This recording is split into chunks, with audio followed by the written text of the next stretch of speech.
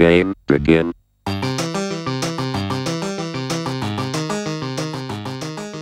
What's going on, guys? Justin here, and welcome back to another edition of the Downloadable Gaming Podcast, your weekly gaming survival guide. And yes, I did call this. Epic Games will be the next Amazon when it comes to PC gaming in the next 10 years. And I know that I'm going to get a lot of hate from PC gamers everywhere for this, because right now, Epic Games is like the most hated brand in PC gaming. So let's talk about it. Why do people hate the Epic Games Store so much? Well, the biggest reason is because of the whole exclusivity deals that they've been making with AAA titles and all other kinds of PC gaming.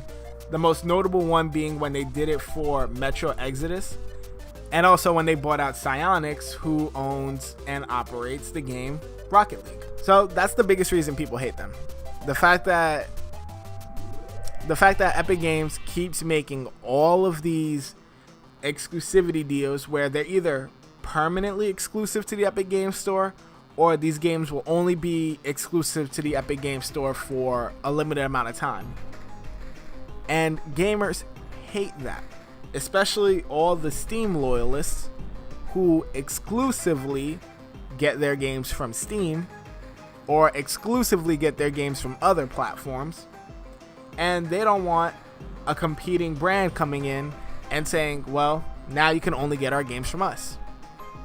Not to mention, Epic Games Store still does not have a lot of the features that Steam has. For instance, you can't go onto a forum and talk to other gamers. You can't go and review a game and then have your review seen by other people who are thinking of buying that game. Those little things will be taken care of with time.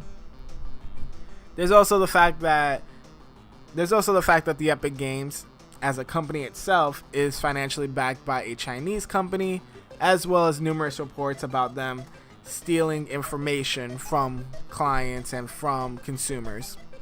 Okay, cool. A lot of companies do all those things.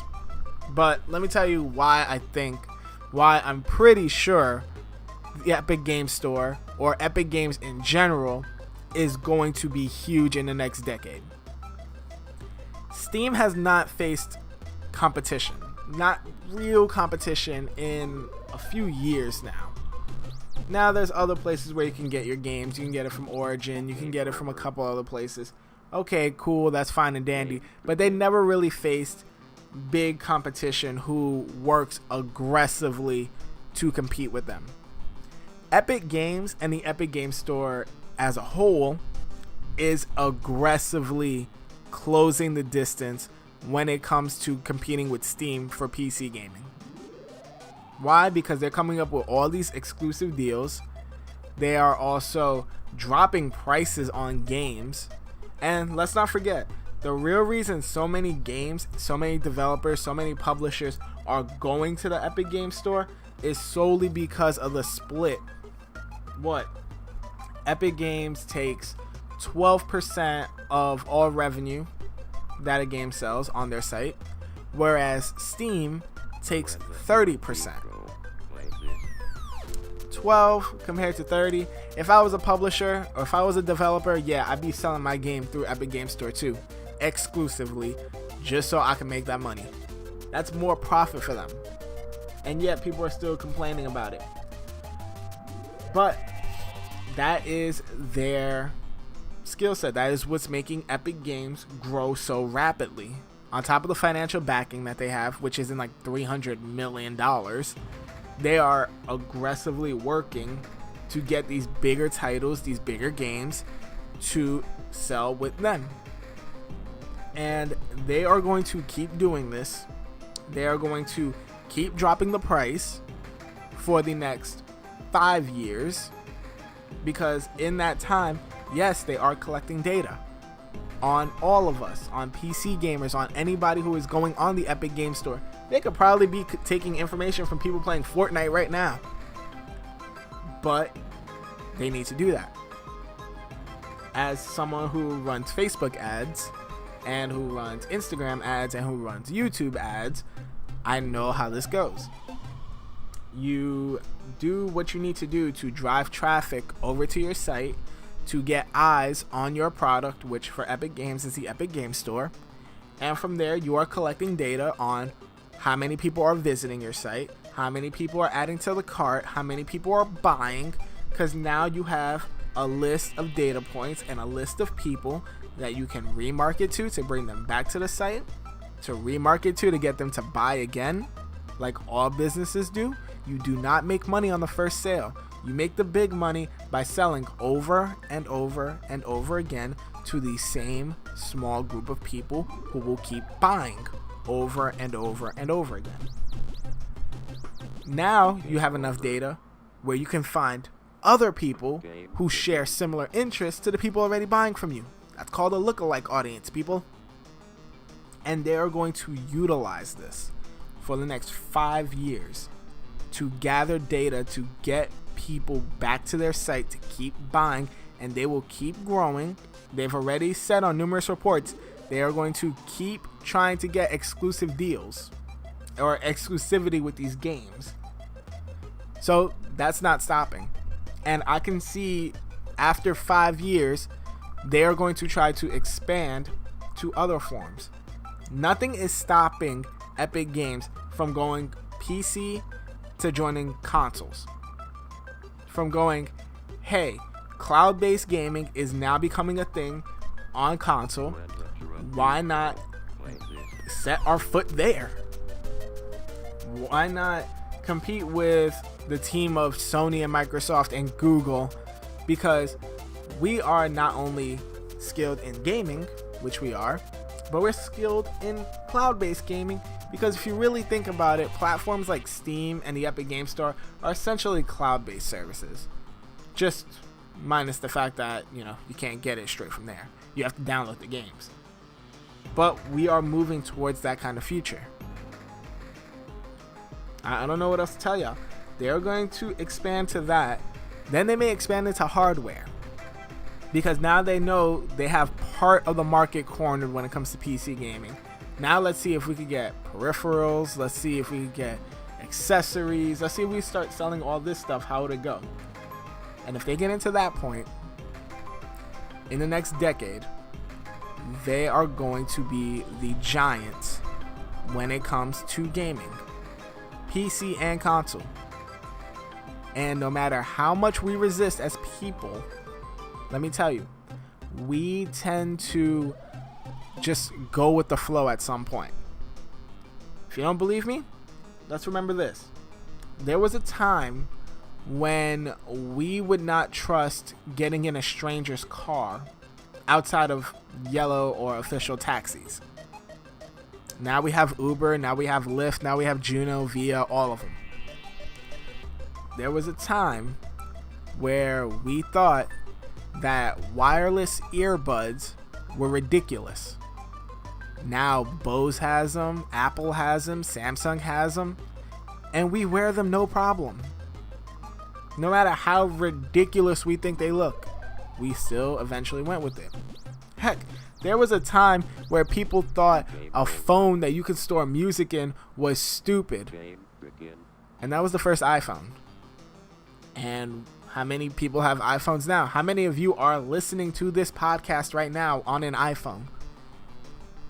The same thing does not change when it comes to gaming. When it comes to gaming, we will resist in the beginning. We have done that with digital downloads for games, and we eventually adopted it. We did not think, headsets would be a thing to talk to people. We adopted those easily. And we will adopt Epic Games Store being big when it comes to gaming. Okay, one more thing we need to talk about, and this involves Nintendo out of all people. Nintendo is a freaking money sucker. Like, they will literally do anything to siphon money from people that use their products. And I'm not talking about their first-person consoles. I'm not talking about their first-person games for those consoles. Now I'm talking about mobile games. But before we get into that, let's walk down memory road real quick. Do y'all remember when people were trying to upload Nintendo games onto YouTube, or when streamers tried to stream Nintendo games on Twitch, on XSplit, on Mixer, on all of those different platforms. Yeah, Nintendo would either take down the videos or monetize them. Okay, cool. Then they come up with a program for content creators that say, if you want to use our products on your streams, on your YouTube videos, you need to exclusively use only Nintendo games, and they take a cut of your money if you were getting paid as a content creator. And we all thought, what the hell, to the point that Nintendo actually revised those laws. Okay, cool. Then they said, hey, let's get into the mobile market. The mobile market for gaming is hot. I know that, you know that, everybody is on their phones playing video games. And what did they come up with? At first it was Super Mario Run. A game that, they charged $10 for initially for us to get that game. And that's why I never played it. Now they bring in Mario Kart. Mario Kart Tour, to be specific. And the beta released for iOS and Android. Got a chance to play it. A lot of people did. I have not. But apparently that game is full of microtransactions. And normally I'm okay with that, because microtransactions are starting to become a norm in mobile games, in console games, in PC games. Fine, I can deal with that. What I can't deal with are the types of microtransactions in this game. And there's one specific one I want to talk to y'all about. So, there are hearts in the game. There are 3 hearts. It's supposed to be like stamina for you as the gamer. Once those 3 hearts run out, you are no longer allowed to play the game until a timer goes down. How do you run out of those hearts? By playing the game, by playing races, by doing all of these things. And then once those 3 hearts go, you can't play the game for a certain amount of time. It could be an hour, it could be a couple hours, it could be a day, who knows? I don't remember. Now, if Nintendo was smart, they would have marketed it as, we are trying to limit how long your kids play video games. And I feel like if they marketed it like that, so many parents would have jumped on board and said, Nintendo are geniuses. Nintendo is a genius for doing this. They are saving our kids from playing too many video games. But you know what they did instead? They used it and said, you can't play this game for a certain amount of time, but if you pay this amount of money, you can replenish your hearts and keep on playing. They suckered people into having to pay money to keep playing a game. And not only that, there are the microtransactions where you can buy the cosmetics and all of that. There is a coin rush, quote unquote, race, where your objective is to get as many coins as you can. You use the coins to buy stuff. You have to pay to do that race too. You have to pay for numerous different things. I think I saw reports saying that there are 5, count them, 5 different microtransactions in Mario Kart Tour. 5 for one game. Nintendo, you guys make money so many different ways that you couldn't do just the freemium model where it's free to play as much as you want. If you want these cosmetics, or even you could keep the coin rush track for money, because that's not a requirement. But to tell gamers that we need to pay money to keep playing a game, that's ridiculous. I don't know what it is Nintendo was thinking. I don't know what it is Nintendo was doing, but whatever it is, they're doing it so wrong. And it's gonna bite them when it comes to mobile gaming. Super Mario Run did not perform to their expectations. Mario Kart Tour, unless they fix all of these microtransaction issues, will not go the way they want it to. It will suck. It'll be a good game, but nobody will really play it because the microtransactions absolutely suck. But that's literally all I gotta say about this one. Anyways, guys, those were the stories that I have for today. Thank y'all so much for listening.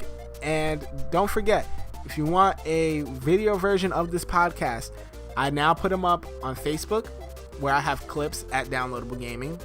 And I just started the YouTube channel. It's under my name, Justin Monsanto. I will put the clips on YouTube, and I put the full episode on YouTube as well. Anyways, guys, that's all I got time for today. Thank you guys so much for watching, and I will see you next time.